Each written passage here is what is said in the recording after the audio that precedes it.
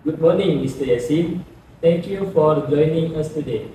I think this discussion is very important because lately we have been hearing a lot of worrying news about the rise in mental health issues among university students. Just last month, there was a report saying that almost 1 in 3 students in Malaysia experience symptoms of depression or anxiety. As a student council leader, I have seen this up close, and many of my friends and classmates are overwhelmed by heavy assignments, tight deadlines, and family expectations. Some have to work part-time to support themselves, and that adds even more stress. But what concerns me most is the many students feel completely alone. They don't how, they don't know how, or who where to seek help. Some are afraid others will judge them if they admit they are struggling. It's heartbreaking to see students smiling on the outside but suffering in silence. You are absolutely right, Dennis. From the counseling center's perspective, we've seen a steady increase in students coming in with functional and psychologist distress. Many reports symptoms like insomnia, loss of appetite, constant fatigue, and anxiety. Psychologically, this happens because students face multiple sources of pressure, academic expectation, social comparison on platforms like Instagram or TikTok, or even fear for top failure. Some students also struggle with identifying issues and adjusting for university life. What's crucial now is early awareness. Students need to understand that mental health is just as important as physical health, and universities in region must create a safe and supportive environment where it's okay to talk about your emotion. I completely agree, Mr. Yassin. I actually have a friend who used to be so confident and full of energy, but lately she's been missing classes, submitting assignment next, and avoiding people. When I finally talked to her, she admitted and she's been feeling hopeless and tired all the time.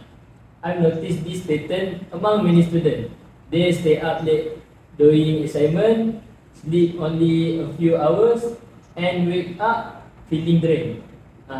It affects their focus in lectures, their performance in exam, and even their relationship. Some students skip meals or overeat as coping mechanism.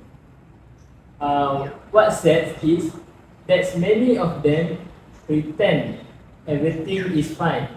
They post happy photo on social media, but in deep down they are struggling, and they don't want to be seen as a weak or over dramatic.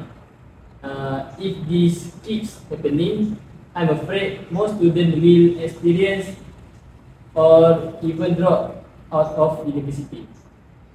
That's very real and serious concern. From what we see in counseling, untreated stress often develops into more severe conditions like clinical anxiety or depression. Students begin to lose motivation, interest, and direction in life. Some even start having negative talk even about themselves.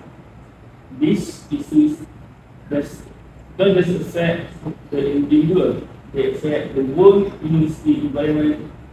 When student mental health decline, We see lower class participation, poor academic performance, and even more discipline issues. In the long run, the reputation of the university can also be affected.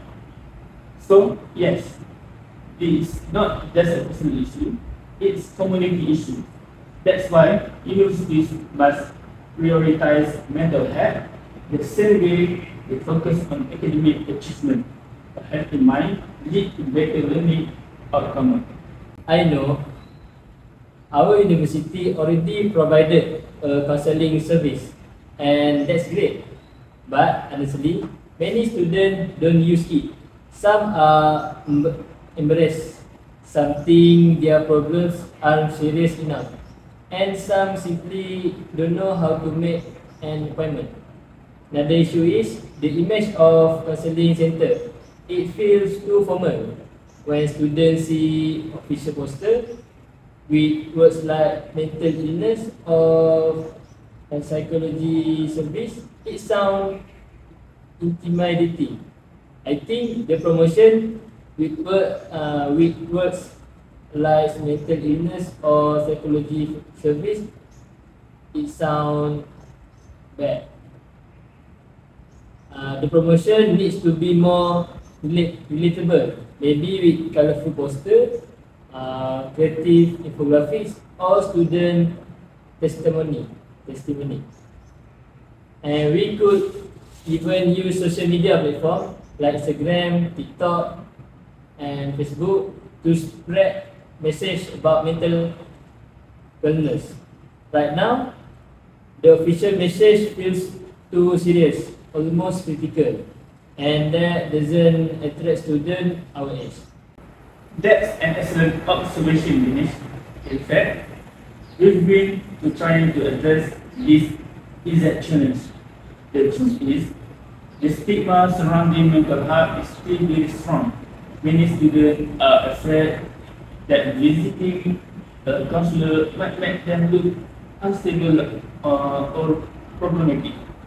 We also face practical challenge, limited staff, small budget, and increasing demand. Sometimes, students have to wait a week or two to get an appointment, and that can make them give up seeking help. I fully agree with your solution that our promotion should be more student friendly. Maybe we can collaborate with the student council to design creative campaign, or get popular students and influencers to share their own experience. Hearing a peer talk about seeking help can be more powerful than a formal message from the administration. Exactly. I think we need to approach this issue in a way that feels natural to students. One idea I like to propose is having a mental health week every semester. We can organize fun yet meaningful activities like yoga classes, painting workshop, art therapy, mindfulness session, or even open mic nights where students can express their feeling through music, poetry, or storytelling. So, after going through the causes, effects, and the gaps in our current system, I think it's time we focus on what we can actually do. I believe that both the students and the university have a shared responsibility to make mental health a real priority, not just something we talk about during orientation week. Based on our discussion, I like to outline 4 main action plans that can be truly make a difference on campus. Oh, that's a fantastic idea, Danish. I love the concept of students supporting each other. We can easily provide basic training for those peer buddies, things like action, things like active listening, empathy, and when to refer someone to professional help.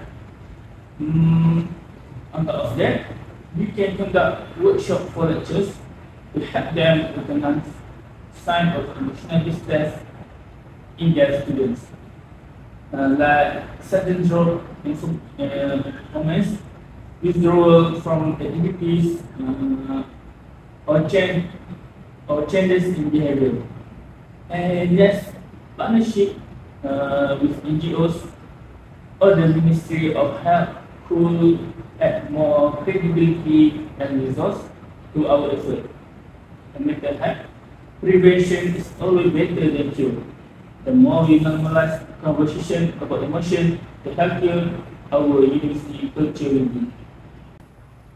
First, we will have a mental health week every semester.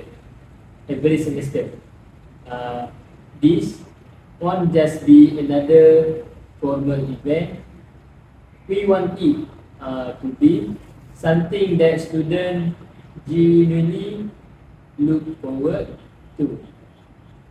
The week could include a range of activities such as yoga and meditation session, art therapy workshops, creative writing contests, stress relief corners, and motivational talks from invited guests. We can also have open mic or sharing nights where students share their personal experiences in a safe, judgment-free environment. And this kind of event helps normalize conversation about emotion, so students realize that they are not alone. The student council can collab with different faculties and clubs like the drama society, sport teams, and music clubs to make the event diverse, inclusive, and fun. By involving multiple groups, more students will feel connected and represented. Second, we propose a peer support buddy system. In this system, senior students will volunteer to become buddies or mentors for juniors, especially first-year students who are adjusting to university life. Transitioning from high school or college to university can be overwhelming. Suddenly, there's more independence, more expectation, and less guidance. Having someone to talk to, a fellow student who understands and can make a huge difference. The peer buddies can be given basic training by the counseling unit on how to listen empathically, maintain confidently, and provide appropriate referrals if needed. The system will also help reduce stigma because it creates a culture of care and student helping student. It's not about being a therapist, it is about being a friend who listens. Third, we recommend lecture, awareness, and training programs. Sometimes, lectures are the first to notice when something is off. A student stop attending class, stop submitting assignments, or suddenly become quiet. But not all lecturers know how to respond to such situation. With proper training, lecturers can learn how to identify early warning signs of stress, anxiety, or burnout among students. They will also know how to approach the student gently and refer them to the right support channels. This training can be conducted through short workshops or during faculty development session. It could include case studies, role play, and even talks from mental health professionals. When lectures are equipped with the right knowledge, the entire academic environment becomes more empathic. It sends a message that the university values mental well-being just as much as gender or performance. Fourth, uh, we want to launch a awareness campaign. This campaign would run throughout the year on social media platforms like Instagram, TikTok, and YouTube. And the same platform students spend hours on learning. We could share short videos, mental health tips, inspiring quotes, and real stories from students who have overcome challenges. We can even feature testimonials from lecturers and counselors to break the perception that seeking help is something to be ashamed of. In addition, physical campaigns like posters, kindness boards, and interactive booths could be set up around campus to promote positivity and mental health literacy. By using creative and relatable content, we make mental health part of everyday conversation, not something distant or technical. All these initiatives aim to make our university more student-centered, empathic, and proactive in caring for its community. The Student Council is fully ready to support these programs. From planning to execution, we want every student to feel heard, seen, and valued. That's a very comprehensive plan, Dennis. And I'm impressed by how it combines both empathy and practicality. Let me respond to each of your points from the university's perspective. First, for the mental health week, I agree that it should be more than just simulate event. If you plan it well, we can also collaborate with external organizations, perhaps NGOs, mental health advocates, or even alumni who have experience in wellness programs. They can share real life stories which often resonate deeply with students. We can also include mindful breaks during the weeks, like short listening session in lecture, or realization zone in common areas. Sometimes, even a 5-minute guide briefing session before class can make a big difference. Regarding the peer buddy system, The council can provide short certification program for volunteers. This ensures that peer buddies are confident and know their limits. They will learn when to simply listen, and when situation need professional help. This program also strengthens leadership among students, giving them skills like communication, empathy, and crisis awareness.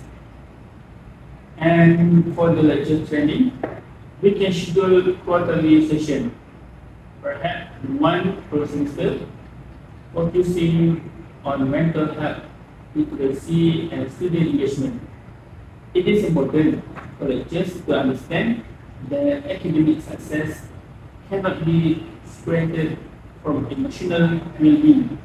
By recognizing any sign, lecturer can intervene before problem escalate.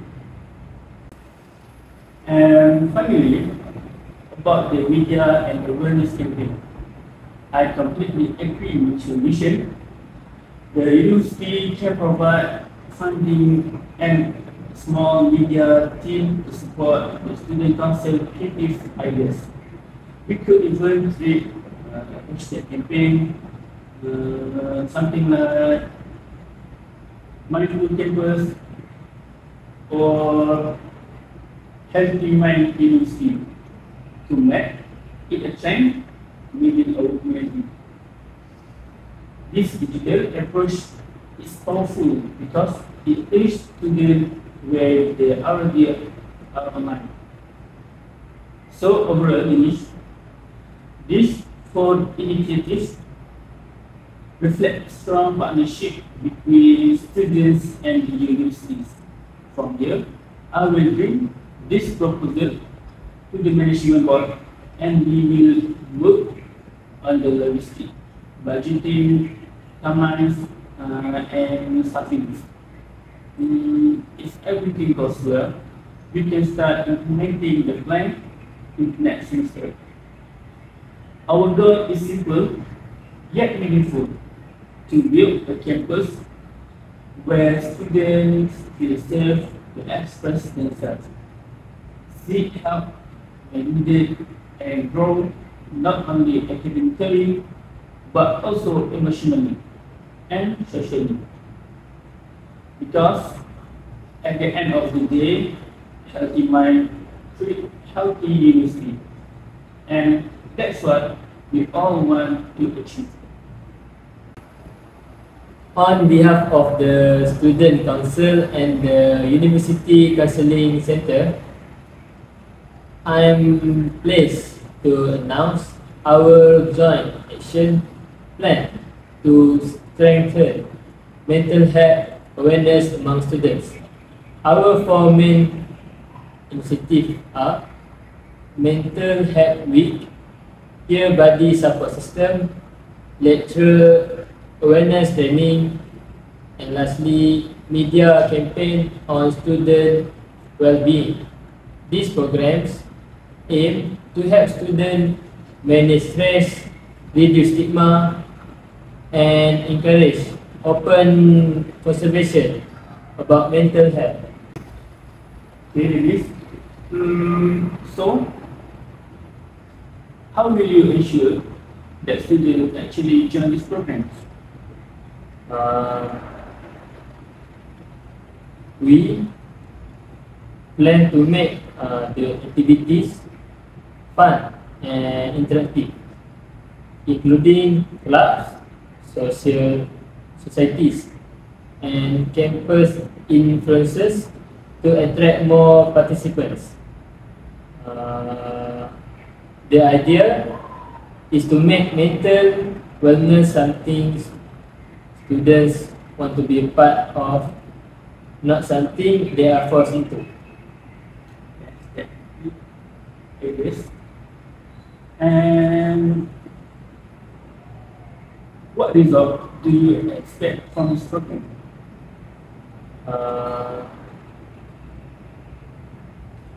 We hope to see more students feeling confident to seek help.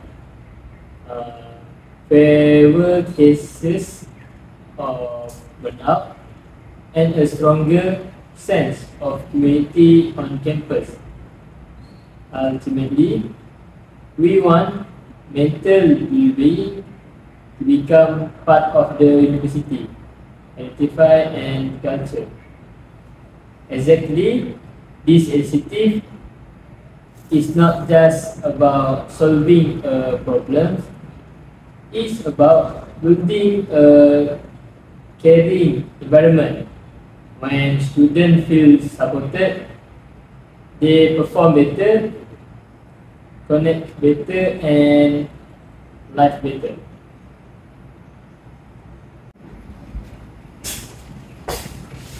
Thank you, Mr. Yasin.